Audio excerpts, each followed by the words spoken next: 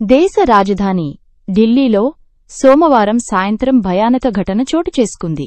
ఎర్రకోట metro station gate number 1 వద్ద parking ప్రాంగణంలో నిలిపిన ఓ కారు అకస్మాత్తుగా పేలిపోయింది.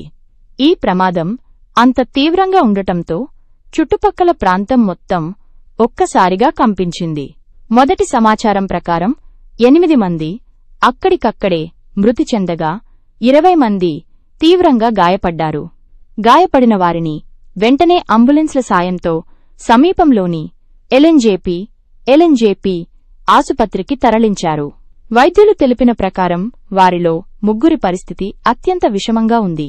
అయితే దీనిని ఉగ్రదాడిగా పోలీసులు నిర్ధారించారు. ఈ పేలుడులో ఐఈడీ ఉపయోగించే అవకాశం ఉందన్నారు. సమాచారం అందుకున్న వెంటనే 7 అగ్నిమాపక వాహనాలు అక్కడికి చేరుకుని మంటలను అదుపులోకి తెచ్చేందుకు ప్రయత్నించాయి.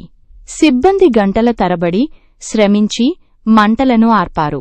అదృష్టవశాత్తు ప్రమాదం సమయంలో ఆ ప్రాంతంలో పెద్ద సంఖ్యలో ప్రజలు లేకపోవడం వల్ల పెద్ద నష్టం తప్పింది. అయితే ఈ ఘటనపై అధికారులు తీవ్ర అనుమానాలు వ్యక్తం చేస్తున్నారు. కారు లోపల పేలుడు పదార్థాలు ఉంచి వాటిని రిమోట్ కంట్రోల్ సాయంతో దూరం నుంచి పేల్చి ఉంటారేమో అనే కోణంలో దర్యాప్తు కొనసాగుతోంది. పేలుడు స్వభావాన్ని నిర్ధారించేందుకు బాంబు నిర్వీర్యకరణ దళం బాంబ్ డిస్పోజల్ స్క్వాడ్ సాక్ష్యాలు సేకరిస్తోంది.